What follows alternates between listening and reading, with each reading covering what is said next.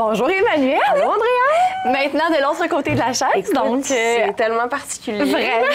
Donc on est centre-ville de Contrecoeur à la Dame de Cœur pour ton propre podcast. Ah, c'est... on s'en vient pas que je suis à la place de l'interviewer, c'est tellement drôle. C'est drôle, hein? C'est très drôle. Ben oui, donc après avoir fait, dans le fond, presque 25, dans le fond, on en a fait au moins 25 podcasts d'entrepreneurs locaux. Ouais, au moins. Mais là, c'est le tien, parce qu'on ne pouvait pas te laisser partir sans avoir, dans le fond, ton propre épisode du balado, que tu as tout parti du début. Mais là, ça va être à moi, là, à faire les casseroles. On est dans des rôles pas on est pas à l'aise. Ouais, exactement. On est pas à l'aise, mais c'est correct. Non, ça va bien. Donc, tu as apporté ton livre comme objet, mais pourquoi as-tu apporté ce livre-là et pourquoi un livre aussi? Bon, à la base, j'avais oublié d'apporter un objet. Donc, j'ai regardé ce que j'avais dans mon sac. Puis, j'avais ce livre-là, qui est ma lecture du moment. Donc, Le cerveau et la musique de Michel Rochon. Puis, en fait, ça me représente bien parce que, j'étudie en journalisme, pour ceux qui ne le savent pas. Puis, c'est pour ça que j'interviewais des gens ici au podcast. Puis, mon micro. Depuis que je suis très jeune, en fait, je lis énormément. Là. Ça fait partie de toi. Ça faisait vraiment partie de moi. Puis, c'est beaucoup là-dedans. Je pense que je suis assez bonne en communication. Ça a tout le temps été une de mes forces, et à l'oral, et surtout à l'écrit. Donc, j'ai toujours beaucoup aimé ça, écrire, que ce soit, des articles journalistiques, mais aussi d'autres choses, n'importe quoi qui me passait par la tête. Ça m'a toujours fait du bien d'écrire et de lire. Puis c'est ça. Puis en même temps, c'est un moyen de communication, les livres, et c'est en même temps un moyen de partage de connaissances. Je suis quelqu'un qui aime en même temps beaucoup les communications et beaucoup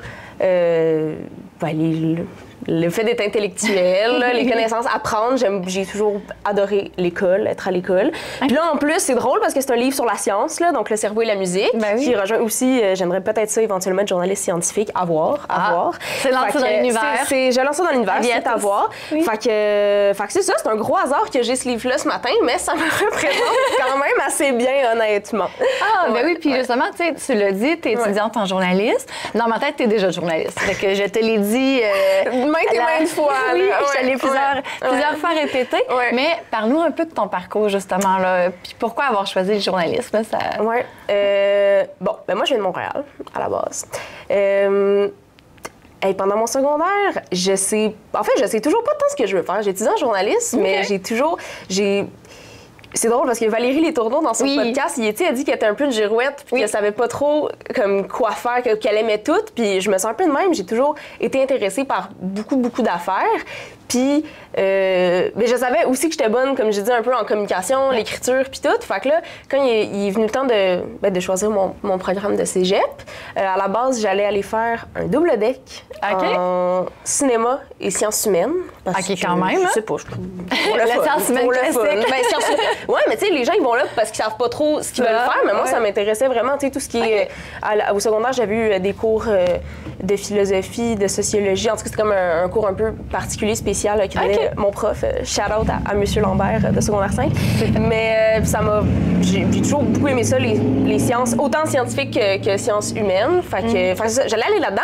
Mais ça pour dire que, finalement, j'ai découvert que à Jonquière, donc au Saguenay, il y avait la technique qui s'appelle la technique de communication dans les médias en ATM. Qui est vraiment loin de Montréal. Qui est vraiment loin, donc en ATM, à l'École supérieure en arts et technologies des médias, en journaliste. Puis on m'avait un peu dit toute ma vie, je te verrais journaliste. Ma mère m'a toujours répété, il me semble journaliste, ça te fitterait, blablabla. Puis vu que je savais pas trop quoi faire, que ça rejoignait et les communications et qu'il faut être polyvalent, il faut un peu aimer tout en journaliste parce que tu traites de beaucoup de sujets. Tu as côté caméra aussi qui est le fun. Exact, en plus. Fait que je suis comme, écoute, allons faire une technique à Jonquière. Fait que je suis partie à Jonquière il y a 2 ans, habiter au Saguenay pour faire ma technique.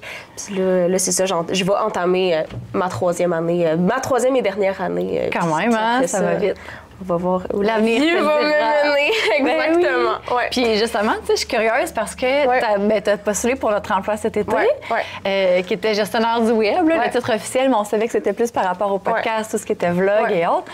Mais pourquoi avoir choisi un OBNL à contre-cœur, tu sais, regroupement genre d'affaires locaux, au lieu justement d'être dans une radio communautaire ou plus dans le monde journalistique. Là, pourquoi nous avons choisi... Ouais, je suis curieuse. Bien, tout m'intéressait. C'est vrai que j'aime beaucoup la radio. C'est une chose, c'est un média que j'aime beaucoup. Mais tu sais, je suis encore étudiant.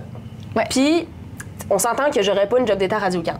Je veux dire, puis c'est normal. Puis même moi, je pense que je voudrais pas. Je pense que je suis pas rendue là encore. Ma petite dernière année l'année prochaine. C'est ça, va me laisser le temps de me perfectionner. Mais, il y a aussi le fait que je viens de Montréal, puis beaucoup de gens en ATM, donc dans mon programme, viennent de partout au Québec. Fait qu'eux, mettons, ils retournent dans leur village ou dans leur région. Puis il y en a des médias, puis vu que c'est des petits médias, ils vont être embauchés facilement, tu sais, comme... Ils sont plus accessibles. Exactement, sont plus alors qu'à Montréal, je savais que j'aurais... En étant étudiante, je savais que j'aurais pas de travail à Montréal. Fait que c'est ça, je faisais d'autres choses. Soit je me trouvais un travail là-dedans ailleurs. Fait que là, quand j'ai vu, évidemment, l'offre d'emploi, ça m'a intéressée non seulement parce que le projet, je trouvais ça super le fun, évidemment, puis que c'était aussi un peu d'autres choses. Tu sais, justement, c'est pas exactement du journalisme. Fait que ça me montrait aussi d'autres choses. Ça me permettait de mettre d'autres cordes à mon arc. Et c'est un EBNL. Puis... Personnellement, j'aime beaucoup mieux valoriser puis travailler dans le public, dans les EBNL, qu'au privé, là, mettons, que l'aspect de monétaire puis le but, c'est de faire de l'argent, me correspond pas. Il y avait aussi cette vision-là qui me rejoignait plus, je pense. Ouais. Puis là, je suis curieuse parce qu'à ta première journée de travail, ou la première rencontre qu'on avait fait ensemble, tu avais dit tu sais, justement, oui, je connais un peu Contrecoeur. Je suis passée devant, j'étais à Sorel. Et je l'ai vu, le nom sur l'autoroute. Mais là, tu sais, entre ta journée 1 j'ai vu le nom sur l'autoroute parce que j'allais à Sorel. Et là, que ça fait 8 semaines, dans le fond, là, que tu voyages quasiment soir et matin pour les captations des podcasts. Est-ce que ta perception de la ville de Contrecoeur a changé? C'est sûr. C'est sûr. Puis elle a changé, puis je dirais plus que c'est construite même, parce que, en fait, je savais pas c'était quoi Contrecoeur. J'avais entendu le nom, là, je savais que ça existait. Puis à la Sorel, en fait, j'allais même pas à Sorel, j'allais à Saint-François-du-Lac. Ah, OK, bon. Là, fait qu'il est comme encore... En tout cas, je passais par la 30, là, c'est ça l'important. Tu l'avais vu de loin? Je l'avais vu. Non, puis ma mère, qui fait souvent la route, qui passe sur la 132, souvent m'avait dit oui, tu sais, quand je passe à travers Contrecoeur, c'est super beau, il y a le fleuve, blablabla. Fait que, tu sais, je savais un peu, là. Mais c'est sûr que ça m'a... J'aurais pas imaginé moi-même qu'il y avait autant, justement, d'entreprises locales puis que c'était une ville aussi vivante. Puis... En plus, c'est ça qui est drôle, c'est que c'était ça ma job. Au final, c'était de montrer aux gens qui avaient tout ça ici, qui avaient tous ces services-là. Fait que je pense que c'est même justement encore mieux de moi-même d'être partie de zéro, puis d'être partie de zéro pour après ça avoir pu mettre ça en valeur. Mais c'est vraiment une belle place. Oui, vraiment, puis là, le voyagement, parce qu'il y en a plein qui sont natifs de Montréal, qui ont la hantise du tunnel, du pont, de « Oh mon Dieu, il n'y a plus, tu sais, qu'est-ce qu'il y a de l'autre côté du fleuve, tu sais, qu'ils sortiront jamais de l'île ou ils ont une peur fou du trafic. » Toi, tu le voyages soir et matin depuis quasiment 8 semaines. Comment ça va? Moi, dans la vie, je suis pas stressée de « Ah, le trafic! » Je veux dire, je savais que je voulais venir travailler ici. Fait que, tu sais, c'est vrai, là, j'aurais pu faire mais c'est à l'autre bout. Finalement, j'oublie ça, puis je vais aller être barista à Montréal. Là, j'aurais pu faire ça. Le quartier, c'est ça, le café du coin de ton quartier. Exact. Mais c'est pas quelque chose qui m'arrête, là, de moi, personnellement. Puis surtout, c'est vraiment moins pire que ce qu'on pense, là, je veux dire. Montréal est sorti, il n'y a plus de trafic, là. Oui, puis surtout... Tu sais, mettons, de venir ici le matin, je veux dire, les gens, le matin, ils partent de la Rive-Sud pour aller sur l'île, puis le soir, c'est l'inverse. Moi, c'était le contraire. Moi, je partais de l'île pour venir sur la Rive-Sud, puis, tu sais, c'est même pas 1 heure de voyagement, là. C'est 40-45 minutes, ça se fait bien, il n'y a pas de trafic. Des fois, je passe par la 30, des fois, je passe par la 132 parce que j'aime ça, puis c'est le fun, c'est cute. Ça prend, tu sais, j'apprends comme 5 minutes de plus, là, passer par la 132, puis c'est... J'ai zéro été traumatisée du trafic. Non, mais c'est vraiment plus accessible que ce qu'on pense. Puis, tu sais, peut-être que pendant 10 ans, je ferais peut-être pas le voyagement. On se comprend bien. Mais c'est zéro... un regret d'être venue ici à cause du voyagement, là, genre 0. Mais parfait. Puis ça, c'est par rapport au podcast. À part le nom Vie de quartier qui avait déjà été déterminé avant, mais tout le reste, c'est comme ton projet, ton bébé, tu sais, c'est toi qui as fait le... Tu as participé aussi. Je tiens à le dire, là.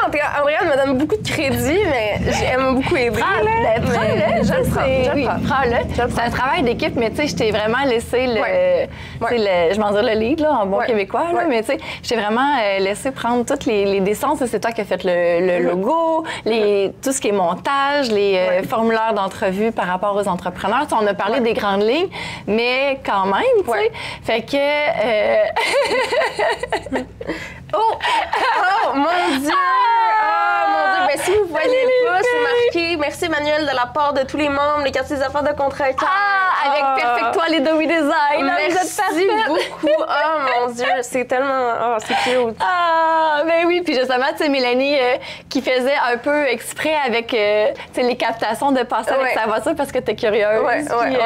Dowie Design qui est la voisine d'à côté. La voisine, la boutique d'à côté.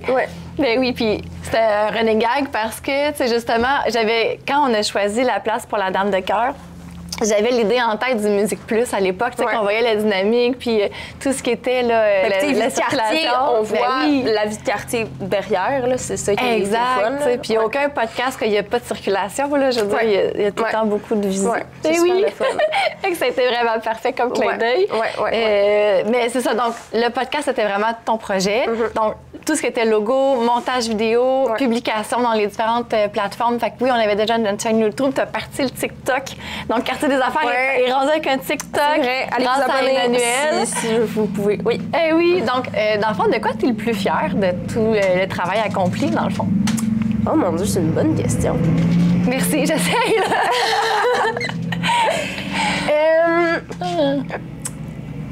Bon, en journaliste, je l'ai dit, il faut être super polyvalent. Puis là, tu sais, tous les jours, j'ai interviewé quelqu'un de totalement différent. Oui.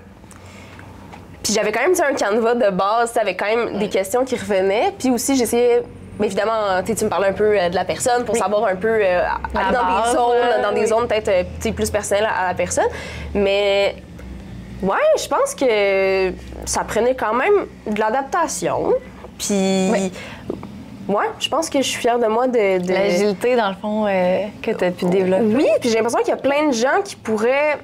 Tu sais, je veux dire, c'est tellement des gens tellement différents, puis de tellement de background, désolé de l'anglicisme,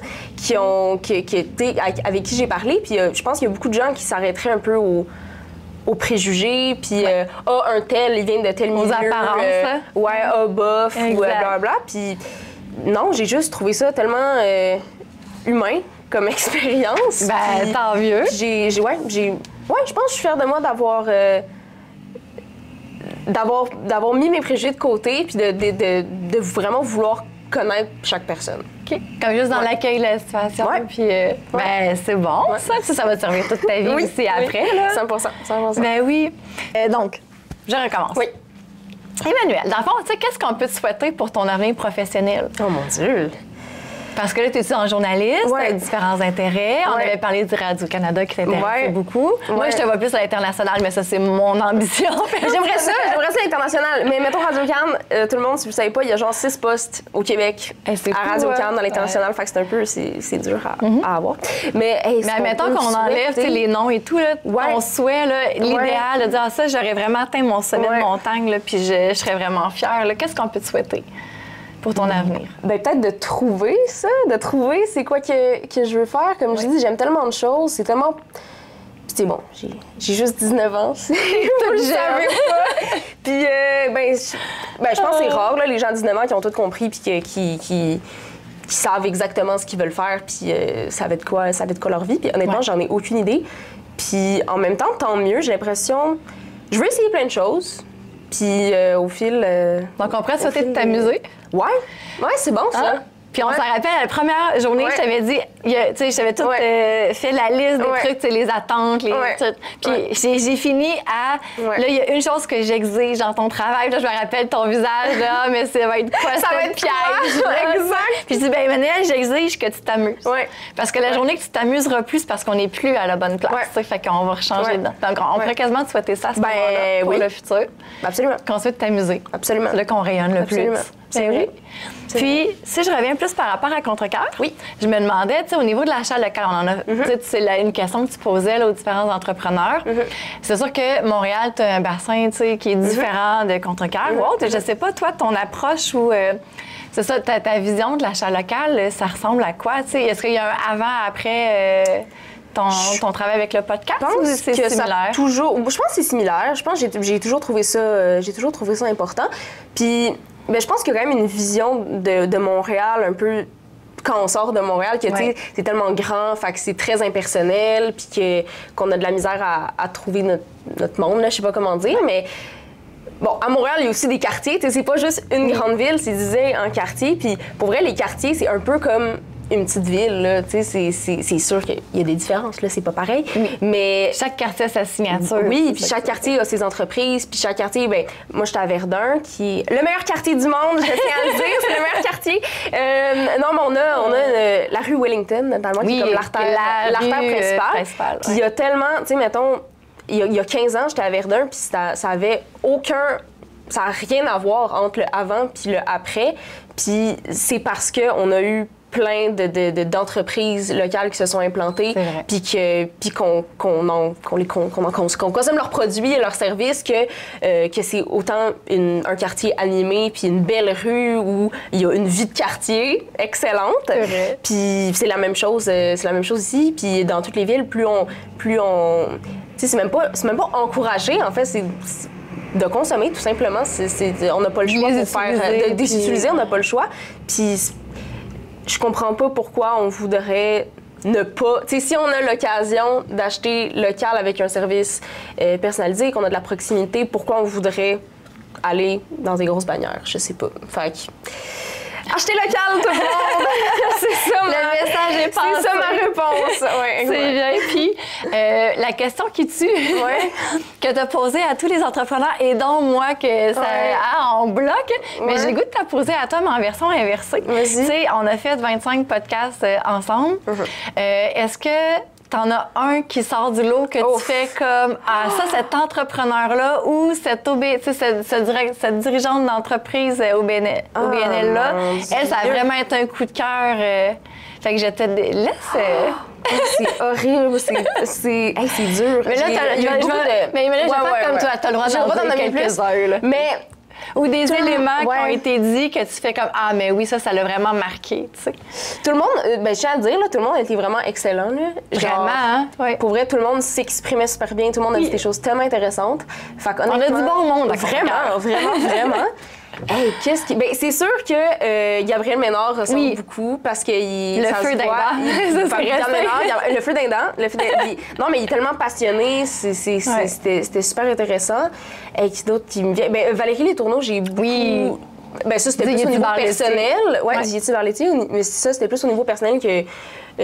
en tout cas, ce qu'il disait, ça me rejoignait beaucoup, puis ça me ressemblait beaucoup. Fait que le côté de besoin d'avoir beaucoup d'activités qui varient. Là, ça m'a quand même beaucoup rejoint. Mais pour vrai, genre, tout le monde a été excellent. Juste ce matin, Julie Bélan, qu'on a fait aussi, était super bonne. Mélanie Dorval-Plante, elle a un excellent épisode qui n'est pas encore sorti au moment où je vous parle, mais qui elle est super impliquée partout, super présente. On l'a encore vu. Marie-Jeanne de La Dame de Cœur, c'était un excellent épisode aussi où on a parlé de tellement d'affaires. On était super chanceux qu'elle nous accueille d'ailleurs dans sa boutique. Local, exactement. Fait que, c'est ça. Mais tout le monde a été vraiment super bon, là. Oui. Tout le monde. Ben, je pense que tu nous as bien mis en valeur. C'est un travail d'équipe. Merci. Merci beaucoup, Emmanuelle. Je pense qu'on pourrait se faire un chin. Un petit chin de fin de vie de quartier. Ben oui. Puis merci de nous avoir choisis pour cet été. On a vraiment été chanceux de t'avoir avec nous. Pareillement, merci de m'avoir choisi. Ben, à bientôt. Au revoir.